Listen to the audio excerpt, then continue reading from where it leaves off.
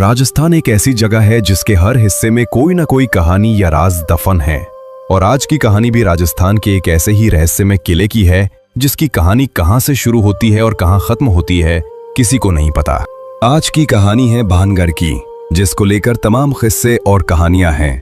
और जब भी भारत की सबसे भूतिया और श्रापित जगह का जिक्र होता है तो इस किले का नाम सबसे पहले लिया जाता है।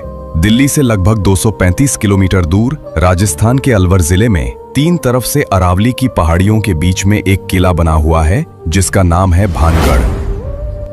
भानगढ़ के किले को साल 1573 में आमेर के राजा भगवंत दास ने अपने छोटे बेटे माधव सिंह के लिए बनवाया था। जब ये किला बनकर तैयार हुआ तो ये बहुत ही आबाद और खुशहाल हुआ करता था और उस वक्त भानगढ़ में 9000 से भी ज्यादा लोग रहते थे। मगर फिर अचानक ऐसा क्या हुआ कि एक हंसता खेलता शहर खंडहर में बदल गया और आज लोगों के बीच भानगढ़ के लिए इतना खौफ है कि लोग वहां दिन में भी जाने से कतराते हैं।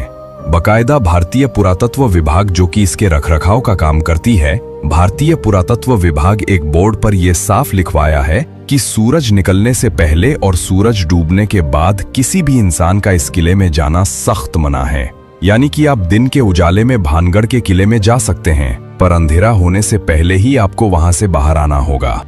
इस किले के खंडहर भूतिया होने के पीछे की वजह वैसे तो आज भी किसी को साफ साफ नहीं पता, मगर इसके बारे में कई कहानियां प्रचलित हैं। उन कहानियों में दो ऐसी कहानी हैं जिन पर लोग सबसे ज्यादा भरोसा करते हैं और सुनते सुनाते हैं। इनमें से पहली कहानी गुरु बालूनाथ से जुड़ी हुई है।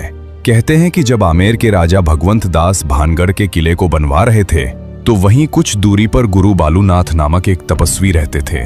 जब उन्हें पता चला कि आमेर के राजा यहाँ पर एक भव्य किला बनवा रहे हैं तो उन्होंने राजा भगवंत दास के पास एक पैगाम भिजवाया और उन्हें अपने पास बुलवाया। जब राजा भगवंत दास गुरु बालूनाथ के पास पहुंचे तो उन्होंने राजा से कहा, आप इस किले को बनवा रहे हैं, उससे मुझे कोई आपत्ति नहीं है, मगर एक बात का ध्यान रखना कि इस किले की ऊंचाई इतनी मत कर देना कि उसकी परछाई दिन के किसी भी वक्त जहां मैं तपस्या करता हूं वहां तक पहुंचे और मुझे छुए। उन दिनों जितने भी साधु संत और महात्मा हुआ करते थे सभी बहुत सिद्ध हुआ करते थे और सभी का बहुत आदर किया जाता था। उनकी कही किसी भी बात को हल्के में नहीं लिया जाता था। इसलिए राजा भगवंत दास ने गुरु बालूनाथ की बात को सुनने के बाद ठीक वैसा ही किया और भानगढ़ किले के किसी भी भाग की ऊंचाई इतनी नहीं रखवाई कि उसकी परछाई गुरु बालूनाथ तक पहुंच सके। गुरु बालूनाथ के इस बात का ख्याल अगली 2 पीढ़ियों तक रखा गया, मगर कहते हैं कि जब तीसरी पीढ़ी ने भानगढ़ की गद्दी संभाली तो उन्होंने इस बात को नजरअंदाज कर दिया और गुरु बालूनाथ की दी हुई चेतावनी को अनसुना कर दिया। इसके बाद उन्होंने भानगढ़ के किले को और ऊंचा करवा दिया, जिसकी वजह से उस किले की परछाई गुरु बालूनाथ तक पहुंच गई। जब भानगढ़ किले की परछाई ने गुरु बालूनाथ को छुआ तो उन्हें बहुत गुस्सा आया और उसी वक्त उन्होंने भानगढ़ को श्राप दिया कि भानगढ़ तबाह हो जाएगा। कहते हैं कि गुरु बालूनाथ के इसी श्राप के बाद भानगढ़ पर मुसीबत टूटी और पूरा भानगढ़ तबाह हो गया। इसके अलावा यह भी कहा जाता है कि 1783 में जो चालीसा अकाल आया था, जिसमें मरने वालों का आंकड़ा करोड़ों में था, वो अकाल गुरु बालूनाथ के शाप की वजह से ही आया था, जिसने भानगढ़ समेत पूरे उत्तर भारत के करोड़ों लोगों को भूखा मरने पर मजबूर कर दिया। बाद में ऐसा नहीं है कि किसी और ने वहां बसने की कोशिश नहीं की। कई लोगों ने भानगढ़ में बसना चाहा और कई लोगों ने वहां नए मकान बनाने की कोशिश भी की, मगर कहते हैं कि जो भी वहां मकान बनाता है उसकी छत कभी नहीं टिकती और हमेशा गिर जाती है। लोगों का मानना है कि ये सब शापित होने की वजह से ही होता है। अब दूसरी कहानी जिस पर लोग सबसे ज्यादा विश्वास करते हैं वो कहानी एक राजकुमारी से जुड़ी है। कहते हैं कि एक वक्त जब भानगढ़ बहुत ही आबाद और खुशहाल हुआ करता था तब इस किले के महल में एक राजकुमारी रहती थी जिनका नाम था रत्नावती। राजकुमारी रत्नावती बेहद ही खूबसूरत थी और उनकी सुंदरता के चर्चे दूर दूर तक फैले हुए थे। आए दिन बड़े बड़े राजाओं की शादी के न्योते आते रहते थे, मगर इन राज्यों के अलावा एक और शख्स जो राजकुमारी रत्नावती का दीवाना था उसका नाम था सिंधिया। सिंधिया एक तांत्रिक था और जब से उसने राजकुमारी रत्नावती को देखा तभी से वो उसके ऊपर बुरी तरह फिदा हो गया था। अब वो किसी भी तरह राजकुमारी रत्नावती को पाना चाहता था, मगर उसे पता था कि वो सीधे तरीके से कभी भी राजकुमारी को नहीं पा सकता, क्योंकि कहां और संसार में रहने वाला एक तांत्रिक और कहां महलों में रहने वाली राजकुमारी, इसलिए उसने राजकुमारी रत्नावती को हासिल करने के लिए दूसरा तरीका ढूंढ निकाला और अब बस सही मौके की फिराक में लग गया। एक दिन आखिरकार उसे ये मौका मिल ही गया। उस दिन राजकुमारी रत्नावती की एक दासी भानगढ़ के बाजार में आई। दरअसल वो राजकुमारी के लिए बालों में लगाने वाला तेल खरीदने आई थी। तांत्रिक सिंधिया किसी ऐसे ही मौके की तलाश में था। जब वो दासी तेल खरीदकर वापस जाने लगी तो तांत्रिक सिंधिया ने उसे किसी बहाने से रोक लिया। क्योंकि वो तंत्र मंत्र में माहिर था, उसने दासी द्वारा लाई गई तेल की बोतल पर चुपके से काला जादू कर दिया। जब दासी राजकुमारी रत्नावती के पास पहुंची और तेल दिया तो राजकुमारी को कुछ शक हुआ। रत्नावती बहुत ही समझदार थी, इसलिए तेल को देखकर उन्हें पता चल गया कि इस पर किसी ने तंत्र मंत्र का इस्तेमाल किया है। जब राजकुमारी ने अपनी दासी से पूछा तो दासी ने तांत्रिक सिंधिया के बारे में बताया। सिंधिया का नाम सुनते ही राजकुमारी को पूरा माजरा समझ में आ गया और उन्होंने वो तेल की बोतल एक पत्थर पर दे मारी। इस वजह से तेल और उसका सारा जादू उस पत्थर में समा गया। अब वो पत्थर खुद ब खुद लुढ़क कर तांत्रिक सिंधिया की तरफ बढ़ने लगा।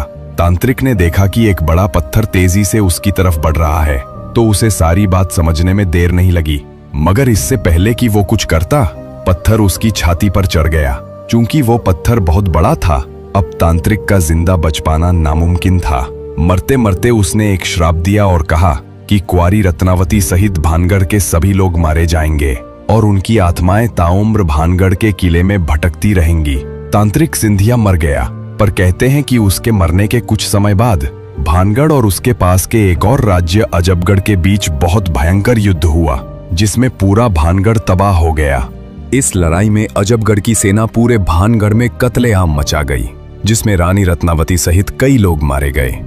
हालांकि इतिहास में कहीं भी भानगढ़ और अजबगढ़ के बीच युद्ध का जिक्र नहीं है, पर सदियों से यही कहानी सुनी और सुनाई जा रही है। कहते हैं कि इस युद्ध के बाद भानगढ़ का किला कभी आबाद नहीं हो पाया और धीरे धीरे भानगढ़ वीरान बन गया। आज भूतों का गढ़ बन चुका है। युद्ध में मारे गए सभी लोगों की आत्माएं आज भी भानगढ़ में मौजूद हैं। भानगढ़ में आज भी रात को बाजार सजता है, खंडहर फिर से खड़े हो जाते हैं और अंदर राजा का दरबार लगता है। वहां के लोग बताते हैं कि उन्हें रात को चीखने की आवाज आती है, कभी हंसने की आवाज आती है तो कभी घरों के बजने की आवाज सुनाई देती है। भानगढ़ के किले में आज तक जो भी रात में गया वो फिर कभी जिंदा लौट कर नहीं आया, और अगर कोई जिंदा वापस आया तो उसकी दिमागी हालत खराब हो जाती है या फिर किसी दुर्घटना में मृत्यु हो जाती है। इसके अलावा कहा जाता है कि भानगढ़ और अजबगढ़ के बीच युद्ध के समय बहुत सारा खजाना भानगढ़ के किले में छिपाया गया था। बाद में उसे निकालने के लिए फैलाई गई अफवाह थी कि भानगढ़ में आत्माओं का वास है। चूंकि भानगढ़ और अजबगढ़ के बीच हुए युद्ध का कोई ऐतिहासिक प्रमाण नहीं है, इसलिए खजाने की सच्चाई पर शक किया जाता है। हर किले का शुरू से लेकर अंत तक अपना इतिहास होता है। भानगढ़ का किला कैसे और किसने बनवाया इसका इतिहास है, मगर ये तबाह कैसे हुआ इसका इतिहास में कोई जिक्र नहीं है। यही चीज भानगढ़ के किले को और रहस्यमयी बनाती है। दिन में भानगढ़ घूमने गए कई लोग बताते हैं कि उन्हें ऐसा लगता है जैसे उनका कोई पीछा कर रहा हो या कोई अदृश्य शक्ति मौजूद हो। भानगढ़ की नृत्यों की हवेली में घरों के बजने की आवाज आती है या किसी को ऐसा लगता है जैसे कोई उनका गला घोंट रहा हो। इन खबरों के बाद कई बड़े न्यूज चैनल और पैरानॉर्मल सोसाइटी ऑफ इंडिया की टीम रात में जाकर भानगढ़ की पड़ताल कर चुके हैं। उन्होंने अपने साथ भूतों या आत्माओं की मौजूदगी बताने वाले डिवाइस भी लिए। पड़ताल में उन्हें कुछ प्रमाण मिले, मगर वहां किसी आत्मा का वास है या नहीं इसका कोई ठोस सबूत नहीं मिला। ना ही उन्होंने सजे हुए बाजार या राजा का दरबार देखा।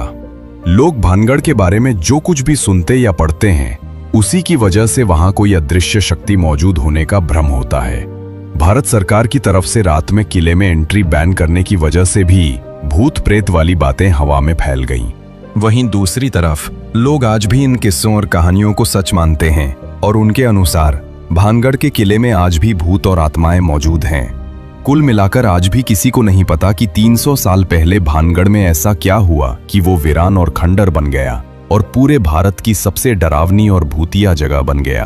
तो ये थी पूरी कहानी भूतों के गढ़ भानगढ़ की। मुझे उम्मीद है कि आपको मेरी जानकारी जरूर पसंद आई होगी।